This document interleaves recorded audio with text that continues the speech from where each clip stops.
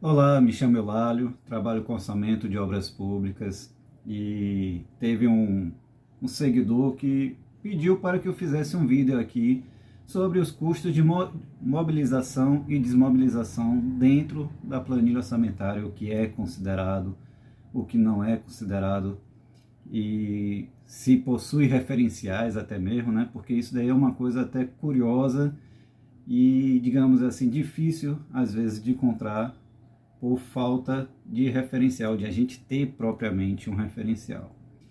Então, a princípio, qual é a referência legal que exige nas planilhas orçamentárias o custo referente à mobilização e desmobilização? A princípio é o Acórdão 2622 de 2013, no item 9.3.2, ele orienta que os órgãos e entidades da administração pública federal, e isso acaba se estendendo também às entidades da administração pública estadual e municipal, porque acaba seguindo a lei federal de licitações, a antiga 8666 e a atual 14133. E, por sinal, até o acórdão ainda faz referência à lei 8666. Então, o que fala aqui? No item 9.3.2.1, discriminar os custos de administração local, que é um assunto que eu já falei nos vídeos anteriores, canteiro de obras e mobilização e desmobilização na planilha orçamentária de custos diretos. Então, o acordo deixa bem claro que mobilização, desmobilização, administração local e canteiro de obras é custo direto, não é custo indireto incidindo no BDI, é custo direto. Então, por que isso? Porque eles são passíveis de identificação, mensuração e discriminação, bem como sujeitos a controle, medição e pagamento individualizado por parte da administração pública, em atendimento ao princípio constitucional da transparência dos gastos públicos, a jurisprudência do TCU e com fundamento, neste caso, ao artigo 30, parágrafo 6º e no artigo 40, inciso 13 da Lei 8666 e no artigo 17 do Decreto 7983 de 2013 também. Então, o TCU entende que mobilização e desmobilização é de fácil identificação. A gente consegue identificar quais são os equipamentos que a gente vai mobilizar e desmobilizar. Ele também identifica que isso é fácil medição. A gente consegue mensurar as suas quantidades e os seus preços discriminadamente. E também é sujeito a controle, medição e pagamento individualizado. Então a gente tem que ter muito esse cuidado em saber que a gente consegue identificar, quantificar, no caso medir, discriminar e depois fazer a medição e pagamento desses serviços. Então vamos lá? Vamos para o próximo aqui. A definição do DENIT. O que é a questão de custos de mobilização e desmobilização conforme o DENIT? É o conjunto de operações que o contratado deve providenciar com o intuito de transportar seus recursos em pessoal e equipamentos até o local da obra e fazê-los retornar ao seu ponto de origem ao término do trabalho. Então, esse conceito é muito semelhante ao que o SINAP descreve sucintamente, porque, querendo ou não, o SINAP, até um determinado momento, ele não criou parâmetros para definir quais são os custos de mobilização e desmobilização dentro das planilhas orçamentárias. Eu encontrei isso mais no DENIT e também no Manual do Tribunal de Contas da União, tem uma definição bastante similar a essa do DENIT. Quais são as considerações que o DENIT, dentro do Manual do DENIT, ele adota para a adoção de mobilização e desmobilização? Primeiro conceito é que as capitais dos estados possuem condições de fornecer equipamentos e mão de obra para as necessidades da maioria das obras de engenharia. Isso aí a nível nacional, quando a gente fala DENIT, é um órgão federal, então ele atua a nível nacional, as licitações também são a nível nacional. No meu caso é a nível estadual. Eu poderia estender, nesse caso, que não apenas as capitais, mas grandes cidades que estão localizadas também no interior do estado, elas têm capacidade de fornecer também equipamento e mão de obra para as necessidades da maioria das obras de engenharia. Porque isso facilita a questão de você saber a distância média de deslocamento, ou até mesmo se você vai precisar do custo dessa distância de mobilização e desmobilização. Um outro conceito e consideração é que são mobilizados por transportadores especializados os equipamentos que não podem se deslocar pelos próprios meios. Então, a gente sabe que tem equipamentos que são de deslocamento, mas eles não podem transitar em meios rodoviários, em pistas em que circulam veículos. Então, esses equipamentos e outros que não têm forma de locomoção, eles têm que ser transportados por meios próprios, uma carreta, prancha, por aí vai. Ferramentas, equipamentos leves ou de pequeno porte, que podem ser transportados, embarcados ou rebocados em veículos da frota mobilizada. Então, tem equipamentos que você consegue rebocar, tem outros que você consegue transportar no caminhão carroceria ou na caminhonete. Então, esse é um outro conceito. Por quê? Porque para esses equipamentos que são embarcados em frota, são considerados os custos de embarque e desembarque. Então, fazendo um parênteses aqui, dentro das planilhas que são adotadas na administração pública onde eu trabalho, a gente considera o custo de mobilização e desmobilização esse custo de embarque e desembarque de equipamentos, porque considera que a empresa tem o seu veículo próprio que vai embarcar os equipamentos necessários para iniciar a obra e vai desembarcar lá, vai embarcar no escritório e desembarcar na obra. Não são consideradas improdutividades na mobilização e desmobilização, então a gente não considera aquele custo do veículo com hora produtiva e hora improdutiva, é somente a hora produtiva. Isso daí é interessante porque muitas vezes se agrega o valor que tem um índice referente ao custo de hora improdutiva. Nesse caso de mobilização e desmobilização, não é considerado. A cada mobilização corresponderá a uma desmobilização.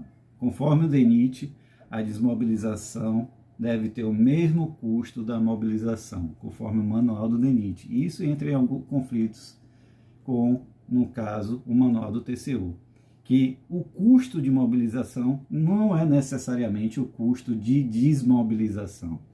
Nesse caso, o manual do TCU, o Tribunal de Contas da União, entende que em determinadas situações a desmobilização ela pode ocorrer para fazer para uma outra obra próxima, para uma outra região, e não necessariamente voltar ao seu local de origem. Então, o Tribunal de Contas entende que não necessariamente corresponde o custo de mobilização ao custo de desmobilização. Um outro fato que no DENIT não fica muito claro, e eu não encontrei no momento da pesquisa, é que a quantidade de equipamentos a ser mobilizada será obtida a partir da curva ABC de insumos e de histogramas elaborados na fase de planejamento da obra. Então a gente precisa ter uma planilha orçamentária bem elaborada, com suas composições analíticas de serviço bem elaborados, para no momento que a gente faz o ABC de insumos, separar nesse ABC aqueles que são equipamentos e que necessitarão de transporte e de mobilização e desmobilização.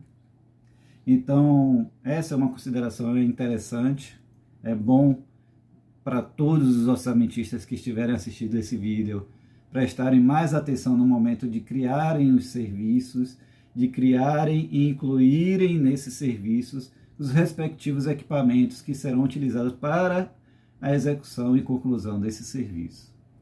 Uma outra questão é que a parcela relativa à mobilização e transporte de móveis, utensílios e ferramentas não tem custo relevante na maioria das obras e pode ser desprezada. O Tribunal de Contas entende que essa parcela é simplesmente desprezada. Ok? Vamos lá. Qual é a consideração da distância de mobilização e desmobilização de equipamentos? aí ainda é conforme o DENIT. Para equipamentos e mão de obra, a consideração é a mesma. Será considerada a distância da capital com destino ao local do canteiro da obra. Então, porque isso daí vai depender, é mais um critério em que cada contratada vai adotar, então somente a contratada vai poder definir qual é essa distância de mobilização, mas a gente, para a administração pública, para ter um orçamento de referência, a gente tem que ter um parâmetro. E esse parâmetro, conforme o DENIT, é a distância da capital até o local onde a obra será executada, ok? A distância mínima de mobilização. O DENIT adota isso, o Tribunal de Contas da União também tem essa mesma percepção, que distâncias inferiores a 50 km, você não adota essa distância de mobilização e desmobilização, o deslocamento do veículo. Isso daí é absorvido pela própria contratada. Qual o efetivo? Aí a gente falou de equipamentos. Qual o efetivo de pessoal ser mobilizado? A gente está falando de mobilização e desmobilização, a gente precisa também, não apenas de equipamentos, mas também de pessoal que será mobilizado pela própria contratada. Então, a princípio, são profissionais especializados, técnicos e operadores de equipamentos, porque você vai transportar um equipamento que necessita de um operador especializado para equipamento e talvez você não encontre esse operador qualificado na região em que vai ocorrer a obra. A mão de obra que ela não é especializada, ela é alojada. Isso daí falando em DENIT, né? Quando a gente tem obras rodoviárias, você pode prever, a depender da região, da localidade, você vai ter uma mão de obra não especializada, ela vai ser colocada em determinado alojamento, que pode ser uma residência alugada pela contratada para absorver essa mão de obra e comportar adequadamente conforme a ANR, ou a construção de um barracão para o correto alojamento dessa equipe de mão de obra. Conforme o DENIT, a depender do tipo de obra, tem um efetivo alojado. Obras rodoviárias e rodoviárias em torno de 50%. Obras aquaviárias e de barragem, que a gente vê barragem às vezes é numa região que não tem um povoado adequado para que pessoas se desloquem, então tem que fazer o efetivo total de alojamento, né, para essa mão de obra, e demais obras 50%. Com relação a obras de edificações, isso daí é uma coisa que eu tenho visto aqui onde eu trabalho, é que geralmente não possui efetivo alojado ou não há questionamentos a respeito desse efetivo alojado. Uma outra questão que é do Estado é estimular que a contratada faça o recrutamento de equipe de produção, essa mão de obra não especializada, na região em que ocorrerá a obra, fomentar o desenvolvimento e a questão produtiva daquela região, contratando a equipe, contratando profissionais ou até mesmo treiná-los para desempenhar essas determinadas funções de mão de obra não especializada, ok? Deslocamento de equipamentos. O deslocamento de equipamentos, tanto para mobilização como para desmobilização, ele poderá ser realizado por via terrestre, é o tradicional, a depender da região do Brasil, via fluvial, via marítima ou multimodal, né? Uma parcela terrestre, outra fluvial ou via marítima, a depender da região em que você está. E deve ser considerado sempre o menor custo de transporte envolvido. Às vezes você tem uma estrada que o percurso é maior e esse custo de transporte, mesmo sendo um percurso maior, pode ser inferior ao custo de você fazer a travessia por balsa. Ou o inverso, você vai chegar até um determinado ponto em que você vai parar e fazer a travessia por balsa, porque o custo rodoviário é maior. Isso tudo tem que ser analisado, ok? E para esse custo de distância média de transporte, você tem que considerar uma velocidade média de transporte. Isso considerando também que você está com custo de hora produtiva, e não considerando também a hora improdutiva. Então aqui para rodovias, veículos rodoviários e tipo de pavimento pavimentado, a velocidade média é de 60 km por hora. Ah, mas a via é 100. A via é 100, mas tem que considerar que, a depender do trajeto, você vai passar por cidades e que vai ter redução de velocidade, vai ter pontos de parada para abastecimento, pontos de parada para também alimentação, porque tem que respeitar as horas de parada, né?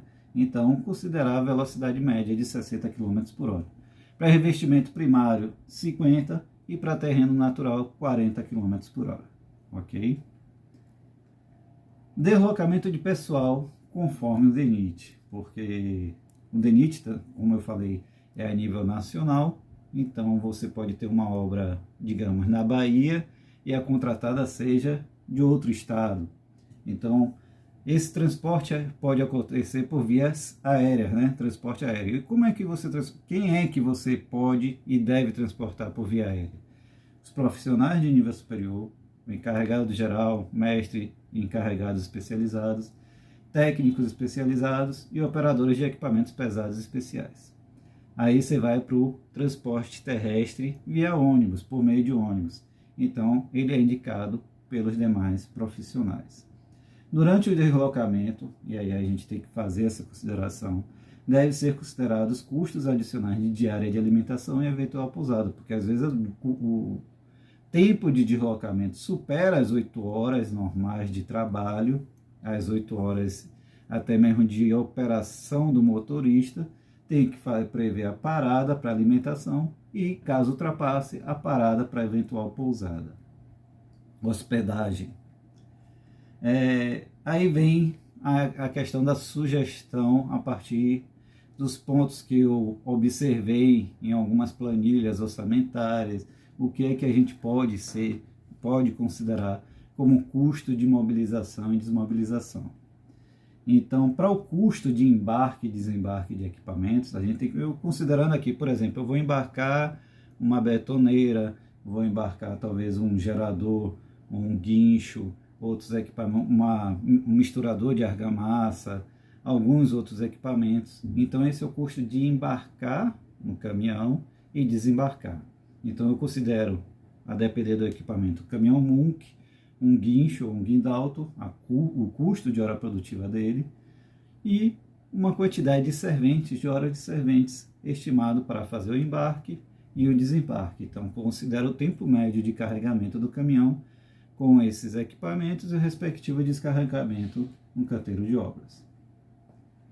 Ainda com relação ao custo de deslocamento, vai ver que depois eu vou mostrar a metodologia do Tribunal de Contas, que é bem similar ao que eu adoto como sugestão, que é considerar a distância da capital até o canteiro de obras e considerar, vamos dizer assim, se for um equipamento que vai levar e vai voltar, então eu tenho que considerar essa distância de ida e volta. Mas eu estou transportando um caminhão basculante, ele vai ficar na obra porque dentro da minha planilha, dentro lá da curva ABC, conforme a orientação do Tribunal de Contas, eu vou usar esse caminhão para fazer transporte na região. Então eu só considero a distância de ida, mas eu estou levando uma escavadeira hidráulica. Então eu tenho que considerar que o caminhão vai levar essa escavadeira, vai descarregar a escavadeira e depois vai voltar para o local de origem, ele não vai ficar lá. Então eu tenho que considerar ida e volta. Essa é uma consideração minha. Considerar a velocidade média para calcular o tempo de deslocamento em função da distância a ser percorrida. Então, está lá 60 km por hora, a distância é 300 km, então vou levar aproximadamente 5 horas de deslocamento. A expectativa é essa, 5 horas, não é isso? Então, esse tempo de deslocamento é a hora produtiva do veículo de transporte. Então, eu pego 5 horas de caminhão, então meu custo de deslocamento é 5 horas vezes o custo da hora produtiva daquele caminhão que está transportando o equipamento. Então, considerando também que tempo de deslocamento superior a 8 horas, deve considerar diária de alimentação e de pousada para o motorista do veículo. Então, se ultrapassar as 8 horas de deslocamento, a gente tem que prever isso, ok? Como é o manual, como funciona esse custo conforme o manual do TCU? Equipamentos que se deslocam por meios próprios, o custo de deslocamento corresponde ao custo horário individual do mesmo. Então, eu tenho um caminhão basculante, eu vou pegar esse custo de hora produtiva dele e aplicar qual a média o custo por quilômetro rodado, né? Então ele cita aqui um exemplo, o caminhão basculante de 14 metros cúbicos, a unidade é hora, o coeficiente que ele adotou é de 0,02, então ele vai me dar um total de R$ 3,48 por quilômetro rodado, ok? Para equipamentos que não conseguem chegar à obra por meios próprios, deve ser considerado o custo de transporte sobre caminhão ou carreta. Nesse caso, ele considera uma mobilização de uma motoniveladora, por exemplo. Ele considera o cavalo mecânico com reboque, que tem um coeficiente aproximado de 0,03, a um custo unitário, ele vai me dar um custo de R$ 5,87 por quilômetro rodado, ok? E aí ele vem aqui, conhecendo essa relação de equipamentos a serem mobilizados, bem como a origem e destino, é possível definir a distância média de transporte, DMT, que a gente usa, tem muito isso na tabela SINAP, e quantificar o custo de mobilização. Então ele me dá uma tabela aqui com uma lista de equipamentos, conforme o ABC de insumos, a quantidade de equipamentos que eu vou utilizar, isso conforme o histograma, né, do planejamento da obra, o custo unitário por quilômetro, o custo parcial, considerando a quantidade de equipamentos que eu vou utilizar, e ele me dá um custo por quilômetro total, e a distância média, multiplicado pela distância média, ele vai me dar o custo de mobilização desses equipamentos, ok? Só que eu, olhando isso, eu fiz uma crítica. E qual é a crítica? Nem todos os equipamentos são mobilizados para a obra, eles são mobilizados em uma única etapa. E isso traz um risco para quem vai fazer o acompanhamento da obra, porque ele talvez não consiga ter um critério, ou não vai ser definido um critério de proporcionalidade para medir e fazer o pagamento dessa mobilização por etapa. É um exemplo. Então, corre o risco de ser feita uma medição única de mobilização, enquanto na realidade o que deveria ser feito é por etapas ou até mesmo separado, porque, voltando à questão de obras rodoviárias, a gente, num primeiro momento, a gente vai ter uma mobilização de equipamentos de terraplanagem, e a obra vai seguir com esses equipamentos de terraplanagem, e depois vão chegar os equipamentos de pavimentação, as usinas de asfalto e outros aí, e outros equipamentos, a pavimentadora. Então ela vem depois e você vai ter essa mobilização que vai seguir depois a conclusão da terraplanagem. E vai ter um momento que serão desmobilizados os equipamentos de terraplanagem e a de pavimentação vai continuar até a conclusão da obra. Então, quando eu falo em riscos, se num determinado momento esse contrato foi interrompido, em que só ocorreu a terraplanagem, como é que vai ser medido essa mobilização? Porque só foram mobilizados os equipamentos de terraplanagem e, vamos dizer assim, por questões contratuais, eu estou encerrando esse contrato com a contratada. Eu tenho que pagar a mobilização e a desmobilização, e ela não pode ser integral porque os equipamentos de pavimentação ainda não foram mobilizados. Então tem que ter critérios melhor definidos, prevendo essas etapas. Isso daí é uma sugestão minha, para evitar que, caso um contrato seja encerrado, não seja pago ou não pago indevidamente a contratada aquilo que ela não forneceu ou não executou, ou que executou e a gente não paga porque o valor está cheio. Então, essa é uma crítica que eu faço, ok? Custo de deslocamento pessoal, ele é semelhante ao custo de deslocamento de equipamento. Eu estou considerando aqui o transporte rodoviário, em que o engenheiro, o mestre de obras, ele vai se deslocar, ele está aqui, eu estou tratando com obras estaduais. Então, o engenheiro, o mestre de obras, o encarregado, ele vai se deslocar da capital até o canteiro por via rodoviária.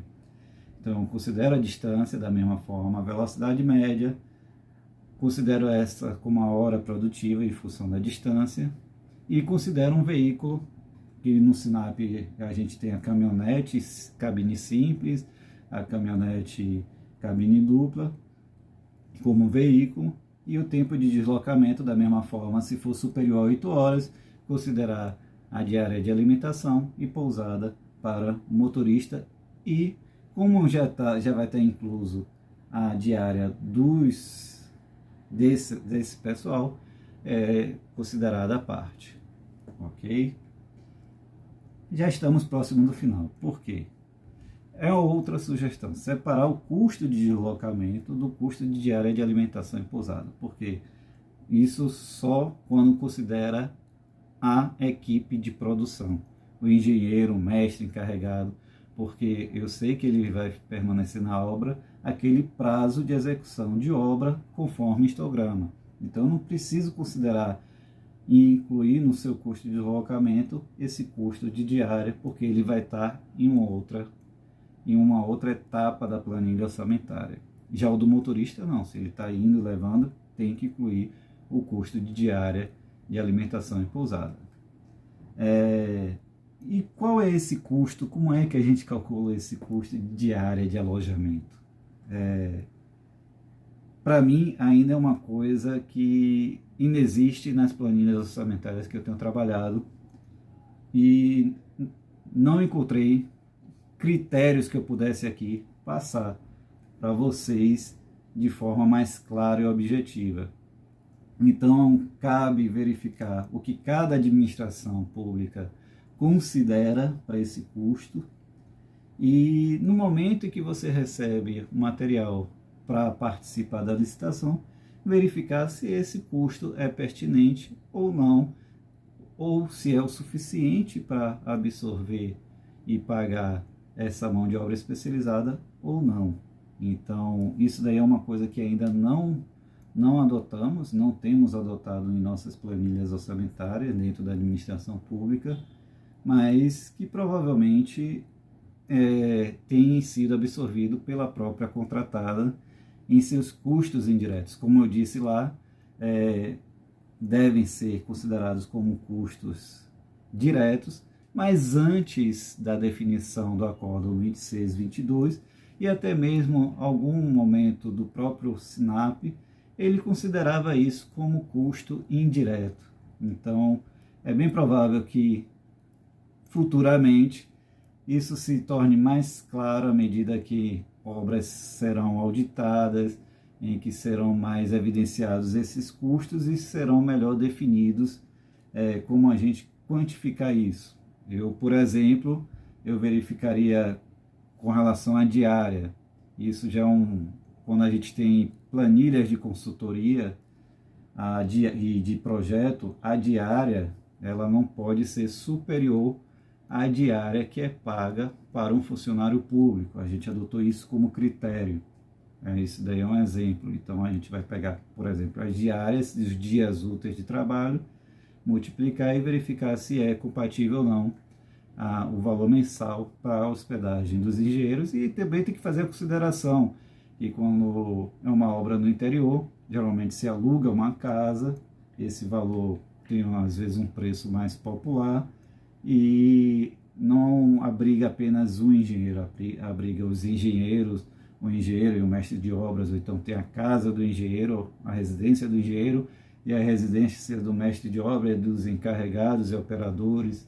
Então, tem que fazer essa verificação, essa análise de custo, verificar se é o custo por pousada, o valor mensal da pousada, por exemplo, ou se é feita uma cotação, mas tentar dar um máximo de transparência para que, no momento em que for verificado esses custos, poder serem justificados de forma adequada, ok? Então, era isso que eu queria falar com vocês. Eu espero ter respondido o meu seguidor aí que comentou para eu falar sobre esses custos de mobilização e desmobilização. Espero que tenha ficado claro. E aí, se vocês gostaram do vídeo, clique em curtir.